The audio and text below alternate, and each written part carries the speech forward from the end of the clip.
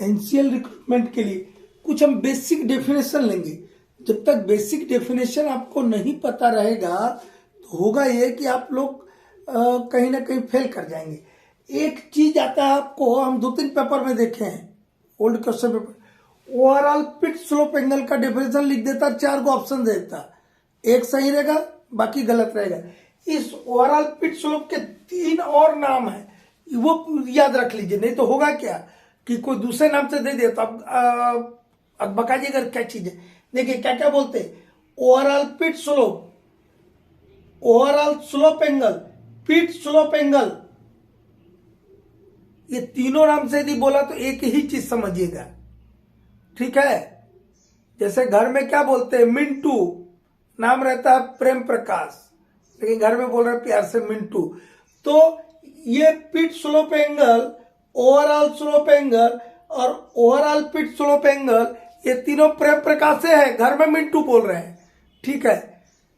तो क्या बोला, overall pit slope, overall pit slope, overall slope angle या पिट स्लोप एंगल, ये एक ही बात है, ये एक ही चीज है, कहीं पे भी आ जाए तो आप इसको एक ही समझना, ठीक है। और इसका आपको डेफिनेशन बहुत बढ़िया से आना चाहिए, क्योंकि आपको एग्जाम में आएगा ही आएगा, और एनसीएल में तो आएगा, क्योंकि ओपन कास्ट बेस्ड सब्सिडी है, ठीक है। और ये पिट के लिए बोला, पिट मतलब क्या था, माइन, पिट का मतलब क्या हुआ, माइन, पूरा खदान के लिए, बेंच के लिए नहीं बोल रहा हूं, एक इंडिविजुअल बेंच के लिए नहीं बोल रहा, इंडिविजुअल बेंच के लिए रहता है आपका फेस एंगल, ये जैसे यहाँ पे हमने दिखाया अल्फा, ये अल्फा, ठीक है, यहाँ दिखाया अल्फा, ये एक पर्टिकुलर बेंच है, बेंच नंबर 1, इसका एंगल है ये। और ये यहाँ बेंच 1, बेंच 2, बेंच 3, बेंच 4 है, ठीक है। ये सारे बेंच के लिए जो होगा, सारा बेंच के लिए जो एंगल बनेगा वो है ओवरऑल पिट स्लोप एंगल। क्या है वो, ओवरऑल पिट स्लोप एंगल, पिट वर्ड आ रहा है, क्या आ रहा है देखो, पिट स्लोप एंगल या ओवरऑल पिट स्लोप एंगल या ओवरऑल स्लोप एंगल। ओवरऑल मतलब सबका, ओवरऑल मतलब सबका, तो अब तो गड़बड़ नहीं होगा। फेस एंगल किसके लिए रहेगा, इंडिविजुअल बेंच के लिए रहेगा, और ओवरऑल स्लोप एंगल या पिट स्लोप एंगल या ओवरऑल स्लोप एंगल किसका रहेगा, पूरे माइन के लिए, सारे बेंचेस के लिए कंबाइंड रहेगा, ठीक है। अब इसको क्या बोलेंगे, पहले तो इस फिगर को देख लेते, इसको मत भूलिएगा, ठीक है। ये देख लीजिए, ये मेरा बेंच 1 है, बेंच 2, बेंच 3, बेंच 4 और नीचे में कोलसी में।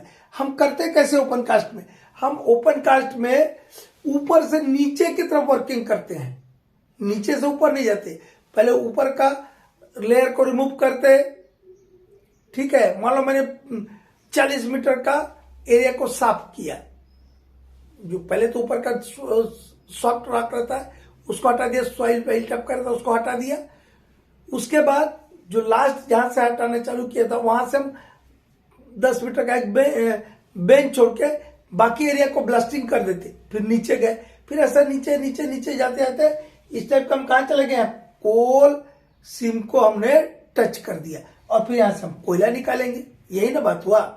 अब क्या बोल रहे हैं, अब देखिएगा, ये बेंच 1 है, इसका ये जो अपर पोर्शन है, अपर सरफेस है या top most point of this bench 1 है, इसको बोलेंगे क्रेस्ट। और इस बेंच का सबसे जो निचला हिस्सा है, इस बेंच 1 का निचला हिस्सा यह हुआ, इसको बोलते हैं toe. Toe means foot of the bench, foot of the bench is known as toe, and crest is the top most point of the bench. अब ऐसा एक ही बेंच में होगा कि सब में होगा, सब में यार पिक्चर में फिगर में नहीं दिखा सकते। ये क्या होगा बाबू, ये क्या हुआ क्रेस्ट, ये क्या होगा टो, ये क्या हुआ क्रेस्ट, ये क्या हुआ टो, ये क्या है क्रेस्ट, और ये क्या है, ये लास्ट बेंच का ये टो है। कोई दिक्कत है? और अब देखिएगा, हमने एक लाइन मिलाया, हम बाकी और भी चीज बताएंगे, एक पहले बताए थे, ये क्रेस्ट टॉप बेंच है, सबसे टॉप बेंच है, टॉप मोस्ट बेंच बोल सकते हो आप। इसका ये क्रेस्ट को पकड़ा और किसको पकड़ा, ये लास्ट बेंच, बेंच नंबर 4 का टो को पकड़ा, तो और उसको एक लाइन से हमने मिला दिया, तो एक मेरा क्या एंगल बना, ये वाला एंगल बना, ये नहीं, ये अल्फा तो बेंच एंगल है बाबू, हर एक के लिए है, ये वाला आपका अल्फा है, ये बेंच एंगल है, ये इसकी बात कर रहा हूं मैं, इसका ये यहां से मिलाया यहां तक, तो एक हमको क्या मिला, बीटा। इस बीटा को बोल रहे ओवरऑल पिट स्लोप या ओवरऑल स्लोप एंगल या पिट स्लोप एंगल। इसका डेफिनेशन लिखना है आपको। क्या लिखना है? डेफिनेशन। ये क्वेश्चन आपका क्या हुआ, एंगल कभी भी विद रिस्पेक्ट टू हॉरिजॉन्टल बोलते हैं। ये आपका हॉरिजॉन्टल हुआ और ये एक लाइन हुआ, ठीक है, हुआ ना जी, एक लाइन है। और किसको मिला रहा है line? Crest of the top bench और toe of the last bench, इसी को ना मिला रहा है। अब इसका डेफिनेशन क्या बोलेंगे हम सीधे से एक लाइन में, पहले हिंदी में बताते फिर अंग्रेजी में बताएंगे। वो एंगल जो कि हॉरिजॉन्टल और हॉरिजॉन्टल, ये हॉरिजॉन्टल हुआ ना, हॉरिजॉन्टल और सबसे ऊपरी बेंच के क्रेस्ट और सबसे निचला बेंच जो कि फ्लोर पर है के टो को मिलाने वाली रेखा लाइन के अंदर जो बना, किसका? हॉरिजॉन्टल लाइन और ये ऊपरी बेंच के क्रेस्ट और निचली बेंच के टो को मिलाने वाली लाइन के बीच में जो एंगल बना उसको बोला ओवरऑल स्लोप एंगल या पिट स्लोप एंगल, ठीक है। अंग्रेजी में क्या बोलेंगे? अंग्रेजी में क्या बोलेंगे? एंगल बिटवीन, एंगल बिटवीन मतलब दो चीज के बीच में, किसके बीच में है ये? एंगल बिटवीन बोला, angle between horizontal and a line joining the crest of the top most bench and toe of the last bench on the floor. यह लिख दे रहा हूं ताकि आप लोग को याद रहे, हिंदी में भी लिख दे रहा हूं, अंग्रेजी में भी लिख दे रहा हूं। एंगल क्या बोल रहे बाबू? ओवरऑल पिट स्लोप एंगल को क्या बोलेंगे? Angle between, angle between. ये देखिए बीटा, ये वाला जो है ये हॉरिजॉन्टल लाइन और ये एक लाइन जो टॉप बेंच को और बॉटम बेंच के टो को मिलाने वाली लाइन के बीच में बना, तो angle between the horizontal, between the horizontal, camera में आ रहा है, angle between the horizontal and, यहां से लिखना चालू करता दिखेगा बढ़िया से। क्या क्या बोला? ये बीटा क्या बोल रहे हैं अपन? ओवरऑल पिट स्लोप एंगल को या पिट स्लोप एंगल कर रहे हैं, angle between the horizontal and the line, and the line, कहीं कहीं आप बुक में पढ़ेगा इमेजिनरी लाइन लिखा, वो एक ही बात हो। एंड द लाइन, ये वाला लाइन जो डॉक्टर दिखाया हूं, एंड द लाइन ज्वाइनिंग किसको ज्वाइन कर रहे हैं? Crest of the top most bench, joining the crest of the top most bench लिखे या टॉप बेंच लिखे, top bench and the toe of the last bench on the floor. कोई दिक्कत है बाबू? ऐसा ही लिख के एक आपका ऑप्शन रहेगा, बाकी तीन को गलत दे देगा चार में से। क्या बोला? इस बीटा या पिट स्लोप एंगल को क्या बोला? Angle between the horizontal and the line joining the crest of the top most bench and the toe of the last bench on the floor, that is called overall pit slope angle, and it is for whole mile, for all benches in the pit, not for a individual bench. Any problem? अब आते हैं हम face angle पे। अच्छा, face angle के पहले ये देखिए इसको क्या बोलते हैं? Bench face. तो ये क्या हुआ बाबू? ये भी ना बेंच फेस हुआ जी, ये भी क्या हुआ? Bench face. ये क्या हुआ? Bench face. ये बेंच फेस को और एक टर्मिनोलॉजी बोलते हैं हाई वॉल। क्या बोलते हैं? High wall.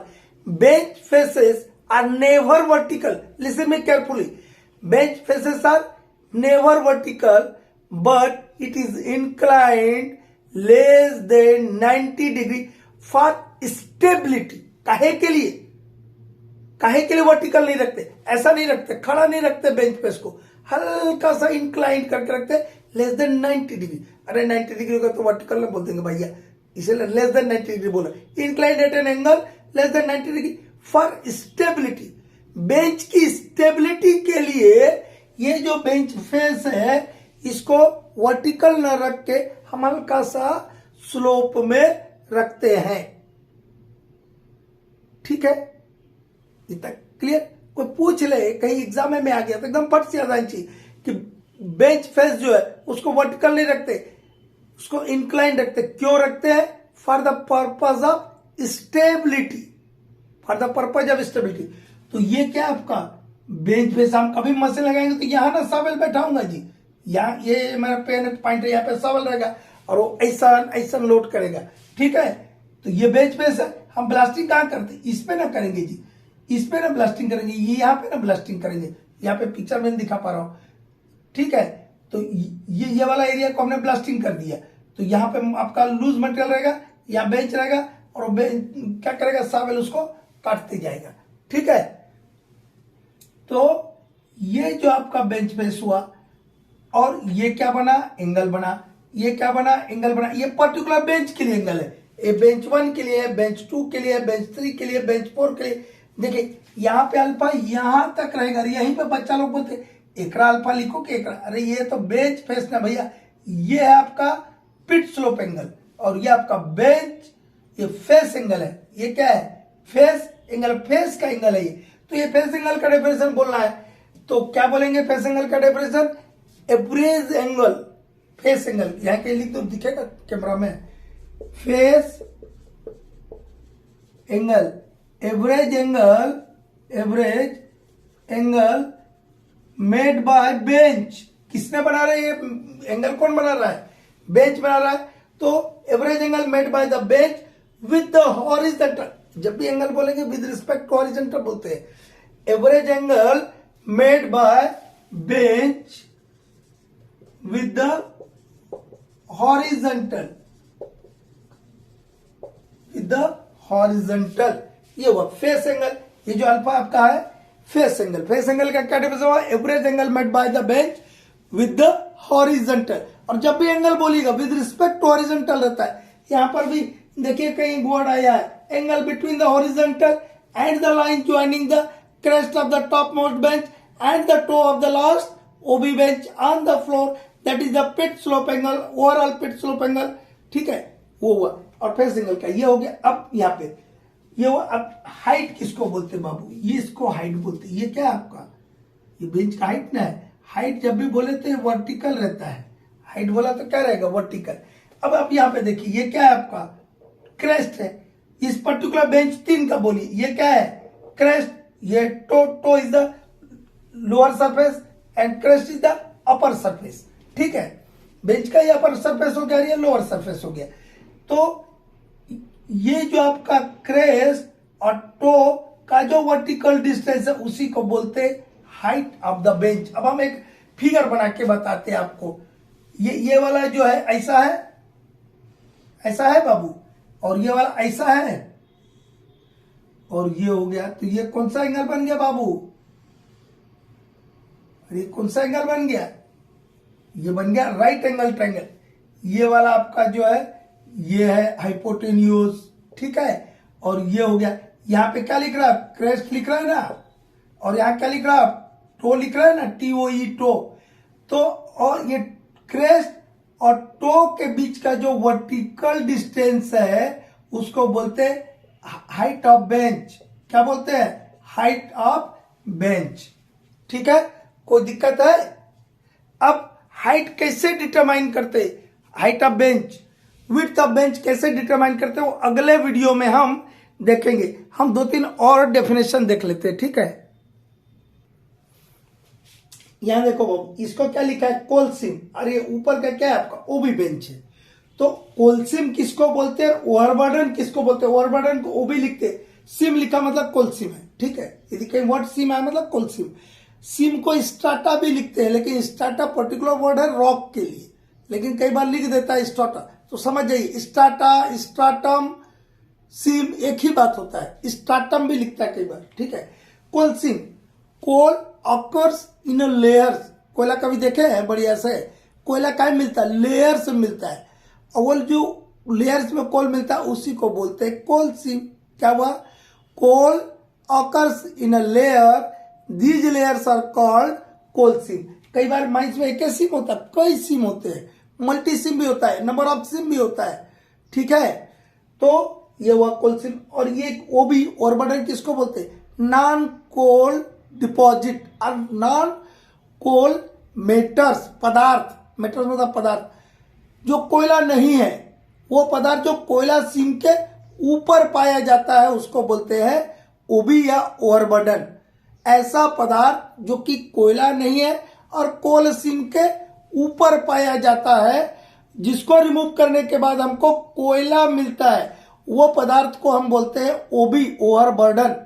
मतलब क्या हुआ, non coal deposit lying above the coal seam. किसके ऊपर है, लाइंग, ये वाला किसके ऊपर है, lying above the coal seam, that is a overburden, ठीक है। और बेंच हाइट कैसे डिटरमाइन करते हैं, उसके लिए क्या पैरामीटर्स है, क्या सर्कुलर है, क्या रेगुलेशंस है, वो हम नेक्स्ट वीडियो में देखेंगे। और बेंच विड्थ के लिए क्या रेगुलेशन है, ठीक है, एक साथ ले लेंगे तो अकबका जाइएगा आप लोग।